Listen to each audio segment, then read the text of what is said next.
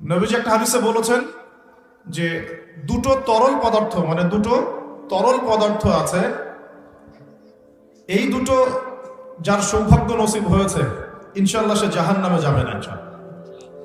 আরেকটা হচ্ছে দুটো দাগ যার শরীরে আছে সেও ইনশাআল্লাহ তাআলা জাহান্নামে যাবে না। এক নাম্বার দুটো তরল কি? একটা হচ্ছে গায়ের রক্ত।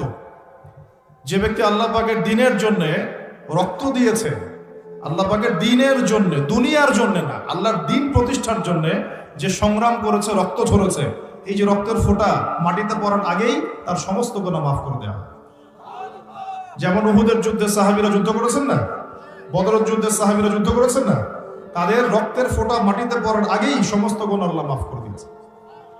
আরেকটা তরল পদার্থ হচ্ছে অশ্রু, চোখের পানি। এই চোখের পানি যে ব্যক্তি আল্লাহকে স্মরণ করে গোপনে, নীরবে, নিভৃতে আল্লাহকে স্মরণ করে কান্নাকাটি করে চোখ দিয়ে পানি ঝরাতে পেরেছে, ইনশাআল্লাহ ওই চোখ জাহান্নামের আগুন দেখবে না। খুশি হন নাই? এখন যুব সমাজ কি আল্লাহর জন্য কাঁদে না গার্লফ্রেন্ডের জন্য কাঁদে? হ্যাঁ, গার্লফ্রেন্ডের জন্যই কাঁদে। এখন যুব সমাজ গার্লফ্রেন্ডের স্মরণে কাঁদে, আল্লাহর স্মরণে খুব কমই কাঁদে। আর সেই গার্লফ্রেন্ড তো আপনার সাথে কবরে যাবে নাকি? যাবে? শোনেন, আপনারা সবাই ইয়াং, একটা অভিজ্ঞতা শেয়ার করি। অভিজ্ঞতা, ফিলোসফি যেটাই বলেন, যে আমরা অল্প বয়সে শিখেছি, আল্লাহ শিখিয়েছেন আলহামদুলিল্লাহ। দুনিয়াটা হচ্ছে একটা অনিশ্চিত জায়গা। এক নম্বর কথা হচ্ছে দুনিয়া একটা কি? অনিশ্চিত জায়গা। এখানে কোনো কিছু নিশ্চিত না এবং কোনো কিছু স্থায়ীও না। এখানকার সুখও স্থায়ী না, এখানকার দুঃখও স্থায়ী না। এখানে আপনি সুখে আছেন, এই সুখ চিরদিন থাকবে না, মাথায় নিয়ে নেবেন। এখন খুব সুখে আছি আলহামদুলিল্লাহ, কিন্তু এই সুখ কিন্তু চিরস্থায়ী হবে না, মাথায় নিতে হবে। এখন খুব কষ্টে আছেন, এই কষ্টও চিরস্থায়ী হবে না, সুখ আসবে পরে। এখন সুস্থ আছেন, এই সুস্থতা চিরস্থায়ী হবে না, অসুস্থ হবেন। আবার অসুস্থ আছেন, এই অসুস্থতা চিরস্থায়ী হবে না, আবার আপনি সুস্থ হবেন ইনশাআল্লাহ। মানে দুনিয়াতে কোনো কিছুই চিরস্থায়ী না। কারণ কি? কারণ দুনিয়াটাই তো চিরস্থায়ী না। মানে এই দুনিয়াটাই তো চিরস্থায়ী না, এই কারণে দুনিয়ার কোনো কিছুই কি না, চিরস্থায়ী না, সব টেম্পোরারি। এটা হচ্ছে দুনিয়ার বাস্তবতা, হাকিকত। কোনটা স্থায়ী? ওয়াল আখিরাতু খায়রু ওয়া আবকা। আখিরাত হচ্ছে চিরস্থায়ী এবং উত্তম, এটা স্থায়ী। এখানে যে খারাপ আমল নিয়ে যাবে, অনন্তকাল ওই খারাপ আমলের ফল তাকে ভোগ করতে হবে। ওখানে যে সৎ আমল নিয়ে যাবে, ঈমান নিয়ে যাবে, অনন্তকাল সে সুখ এবং স্বাচ্ছন্দ্যে থাকবে ইনশাআল্লাহ। এই কথাটা কখনো ভুলে যাওয়া যাবে না। দুনিয়া একটা ক্ষণস্থায়ী জায়গা, টেম্পোরারি জায়গা, এখানকার কোনো কিছুই স্থায়ী না। এক। দুই, এই দুনিয়ার জীবনটা জেলখানা। এটা কি? এটা আমার কথা না, নবী সাল্লাল্লাহু আলাইহি ওয়াসাল্লাম বলেছেন, আদ-দুনিয়া সিজনুল লিল মুমিন। দুনিয়া হচ্ছে মুমিনদের জন্য কারাগার। কারাগার চেনেন? জেলখানা চেনেন? জেলখানার ভিতরে যখন আসামিদেরকে ঢোকানো হয়, জেলখানার ভিতরে যখন আসামিদেরকে ঢোকানো হয়, তখন কি তাদের ইচ্ছার কোনো স্বাধীনতা থাকে? সে কি চাইলেই বের হতে পারবে?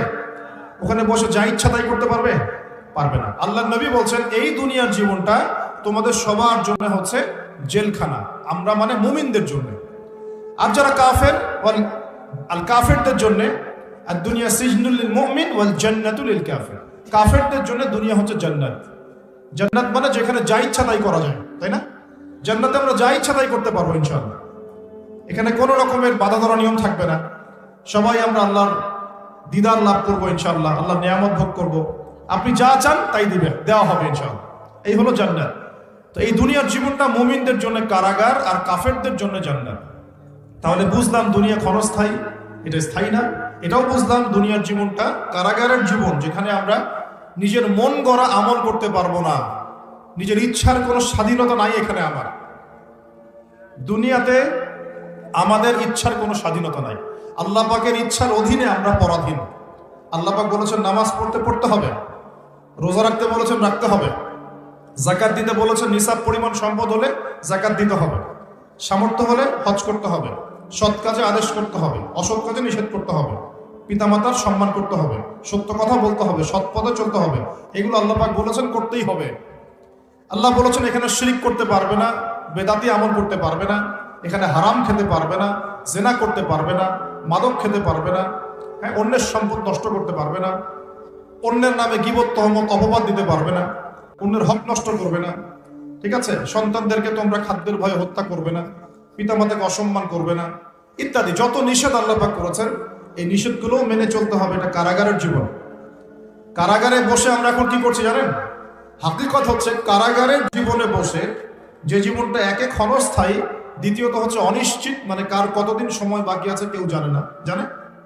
অনিশ্চয়তার দুনিয়ার জীবনে, কারাগারের দুনিয়ার জীবনে বসে আপনি পাবজি খেলছেন। এখন এই অনিশ্চিত কারাগারের জীবনে বসে আপনি মেয়ের সাথে এখন এই যে গার্লফ্রেন্ড বয়ফ্রেন্ড ফ্রি মিক্সিং অ্যাফেয়ারে লিপ্ত আছেন। অনিশ্চয়তার জগৎ, ক্ষণস্থায়ী জগৎ, এবং কারাগারে বসে আপনি মন করা যা আমল তাই করছেন। কারাগারের জীবনে বসে আপনি সুদ খাচ্ছেন, অথচ আপনি কারাগারে আছেন। কারাগারে বসে কেউ কেউ মাদকদ্রব্য সেবন করছে, কারাগারে বসে বসে। কারাগারের জীবনে বসে কেউ অন্যের নামে গীবত তহমত করছে, অন্যের পিছনে পড়ে আছে, নিজের কবরের কোনো ফিকির নাই। কারাগারে বসে মানুষ নামাজ পড়ছে না। আল্লাহর কারাগারে থেকে মানুষ আল্লাহর বিধান পালন করছে না। আল্লাহ পাকের কারাগারের মধ্যে থেকে মানুষ আল্লাহ দ্রোহিতা করছে, কেউ কেউ আল্লাহকে স্বীকারই করছে না। এমন হচ্ছে না? এটা দুনিয়া। আপনাদেরকে বোঝাতে চাই, বয়স আপনাদের কম যেহেতু, যে এই দুনিয়ার জীবনটা প্রথমত ক্ষণস্থায়ী, দ্বিতীয়ত অনিশ্চিত, তৃতীয়ত এই দুনিয়াটা হচ্ছে কারাগার। এটা কি? কারাগার। এখানে ইচ্ছার স্বাধীনতা নাই। চতুর্থত হচ্ছে এই দুনিয়ার একজন মালিক আছে। কে আছে? একজন মালিক আছে। এই মালিকের দাসত্ব করতে পারলে আপনি এই দুনিয়াতেও সুখী হবেন, পরকালেও সুখী হবেন ইনশাআল্লাহ। এখন এই দাসত্ব করার আগে আগে ভালো করে মাথায় ইনস্টল করবেন যে ইহকাল পরকালে আল্লাহ রব্বুল আলামিন ছাড়া, ইহকাল এবং পরকালে আল্লাহ পাক ছাড়া সত্যিকার অর্থে আপনাকে কেউ ভালোবাসে না। এটা মাথায় নেবেন। সত্যিকার অর্থে। কেন? পিতামাতা কি আমাদেরকে ভালোবাসে না? বাসে। বাসে কিনা? বাসে।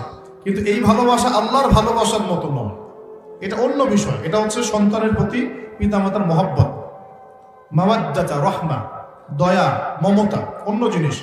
আল্লাহ রাব্বুল আলামিন আপনাকে আমাকে যেভাবে ভালোবাসেন, এটা যদি আমরা আসলে ব্যাখ্যা করতে পারতাম তাহলে বুঝতে পারতেন। আসলে এটা ব্যাখ্যা করার মতো জ্ঞান আল্লাহ আমাদেরকে দেন নাই। যখন আমরা বীর্য ছিলাম, বীর্য, বীর্য বোঝেন? অবশ্যই বোঝেন। এই জেনারেশন তো পর্নোগ্রাফিতে আসক্ত। আর পর্নোগ্রাফিতে আসক্ত জেনারেশন গোপন পাপ বেশি করে বাথরুমের মধ্যে। হ্যাঁ, পর্নোগ্রাফিতে আসক্ত জেনারেশন গোপন পাপ বেশি করে টয়লেটে গিয়ে। এটা এই যুগ চলছে এখন। আর এটা নিয়ে আমি আলাদা লেকচার দিয়েছি, নীল দর্পণ, অনলাইনে আছে। এই জেনারেশনটাই পর্নোগ্রাফিতে আসক্ত। অনেকেই, বেশিরভাগই। এমন মানুষ খুব কম পাওয়া যাবে যার ফোনের মধ্যে এইসব পর্ন ভিডিও নাই, বা যে দেখেনি কোনোদিন। হয়তো একটা মানুষও খুঁজে পাওয়া যাবে কিনা সন্দেহ আছে যে কখনো এটা দেখে নাই। তো এর ফলশ্রুতিতে গোপন পাপ বেড়েছে। আমরা এক সময় বীর্য ছিলাম। কি ছিলাম? শুক্রাণু এবং ডিম্বাণু মিলিত হয়ে জাইগোট গঠিত হয়। জাইগোট। ওই সময় আমাদের মধ্যে কোনো রূহ বা প্রাণ ছিল না। আল্লাহ পাক তখন আমাকে দেখেছেন। দেখেন নাই? আল্লাহ পাক তখন আপনাকে ভালোবেসেছেন, আপনার সাথে ছিলেন। আল্লাহ আপনাকে তখন মহব্বত করেছেন। আল্লাহ পাক তখনও আপনার খেয়াল রেখেছেন। আপনার প্রভু আল্লাহ পাক, আপনার রব আল্লাহ পাক তখনও আপনাকে দেখেছেন যখন আমরা জাইগোট ছিলাম। তারপর হচ্ছে আলাক। আলাক মানে জমাট বাঁধা রক্তপিণ্ড। মায়ের গর্ভে রক্তের পিণ্ড আকারে ছিলাম। কোনো হদিস ছিল না আমাদের। এই মহাবিশ্বে আমাদের কোনো অস্তিত্ব ছিল না। একটা মাংসের টুকরা ছিলাম, এতটুকু। আস্তে আস্তে এর মধ্যে হাড় এসেছে, হাড়। যখন 4 মাস 10 দিন বয়স হয়েছে, তখন আল্লাহ রাব্বুল আলামিন তার নিজ অনুগ্রহে আপনার আমার রূহটাকে পাঠিয়ে দিয়েছেন ফেরেশতার মাধ্যমে। সেই ফেরেশতা এসে মায়ের গর্ভে আত্মা বা রূহটাকে ফুঁকে দিয়েছে। এরপর বাচ্চাটা নড়াচড়া করা শুরু করেছে। তখন আপনি মায়ের গর্ভে ছিলেন, আমি মায়ের গর্ভে ছিলাম। আমরা আমাদের অস্তিত্ব জানতাম না। আল্লাহ পাক আমাদেরকে লালন পালন করেছে। তখনও আল্লাহ পাক আমাকে ভালোবেসেছেন। তখনও আল্লাহ আমার সাথে ছিলেন যখন আমার কোনো অস্তিত্ব ছিল না। এরপর আস্তে আস্তে আপনি বড় হয়েছেন। মায়ের গর্ভে আমরা কি করেছি আমরা জানি না, আমাদের মনে নাই। আমরা লাথি দিয়েছি, ছোটাছুটি করেছি, পানির মধ্যে ছিলাম, তখন খেতে পারতাম না। মা যা খেত তাই খেতাম। আমরা নিজেদের ভরণ পোষণ দেখাশোনা করার মতো স্বাবলম্বী ছিলাম না। তখন আল্লাহ পাক আপনাকে দেখেছেন। আল্লাহ আপনাকে দেখেছেন। এরপরে আপনি অনেক কষ্ট করে, আমরা অনেক কষ্ট করে মায়ের গর্ভ থেকে পৃথিবীতে এসেছি। আসার পরেই শয়তান আমাদের কলিজার মধ্যে খোঁচা দিয়েছিল। যখন খোঁচা দিয়েছিল তখন আমরা চিৎকার করে কান্না করে উঠেছিলাম। ঠিক তখনই আমাদের কানের মধ্যে আমাদের পিতারা আজান দিয়েছিল, আল্লাহু আকবার, আল্লাহু আকবার, আশহাদু আল্লা ইলাহা ইল্লাল্লাহ, আশহাদু আন্না মুহাম্মাদার রাসূলুল্লাহ, হাইয়া আলাস সালাহ, হাইয়া আলাল ফালাহ, আল্লাহু আকবার, আল্লাহু আকবার, লা ইলাহা ইল্লাল্লাহ। এটা দ্বিগুণ করে বলেছেন, ডাবল করে বলেছেন। আমি শর্ট করে বললাম। এই আজানের কেন আজান দিতে হয়েছে? কারণ শয়তান যখন কলবে খোঁচা দিয়েছে, ঠিক তখনই আমরা চিৎকার করে কেঁদে উঠেছিলাম। এরপর আমাদের পিতারা আমাদের কানে আজান দিয়েছে। তখন আপনার আমার কোনো আসলে সেন্স ছিল না, এই ভালো মন্দ বোঝার কোনো জ্ঞান ছিল না। তখনও আল্লাহ আপনাকে দেখেছে, তখনও আল্লাহ আমাকে দেখেছে। আল্লাহকে চিনতে শেখেন, কে আল্লাহ পাক। আমি আসলে ব্যাখ্যা করতে পারছি না, আমি জানি পারবো না, আমি ফিল করতে পারছি কিন্তু বোঝাতে পারছি না যে আল্লাহ পাক তখন আপনার আমার সাথে ছিলেন। আর যখন মায়ের গর্ভে রূহটা এসেছিল, তখন ফেরেশতা 4টা বিষয় লিখে দিয়েছে আমাদের জন্য। এই 4টা বিষয়ের বাইরে কিচ্ছু হবে না, ফেরেশতা লিখে দিয়েছে আল্লাহর হুকুমে। 1 নাম্বার, ওই বাচ্চা সৌভাগ্যবান হবে না দুর্ভাগ্যবান হবে, লেখা হয়ে গেছে। মানে জান্নাতে যাবে না জাহান্নামে যাবে, লেখা হয়ে গেছে। আল্লাহ পাক লিখে দিয়েছেন এই সন্তান বড় হয়ে কত বছর বাঁচবে, লেখা হয়ে গেছে। 3 নাম্বার, লেখা হয়ে গেছে তার রিজিক কি কি হবে, সে কি কি রিজিক পাবে। 4 নাম্বার, লেখা হয়ে গেছে যে সে এই দুনিয়াতে কি কি কাজ করবে, কি কি আমল করবে। এই 4টা বিষয় আল্লাহ পাক লিখে দিয়েছেন যখন আমাদের মায়ের গর্ভে আমরা 4 মাস 10 দিন বয়সে ছিলাম। 4 মাস 10 দিনের আগে বাচ্চা নড়াচড়া করে না, মেডিকেল সায়েন্স পড়ে দেখে।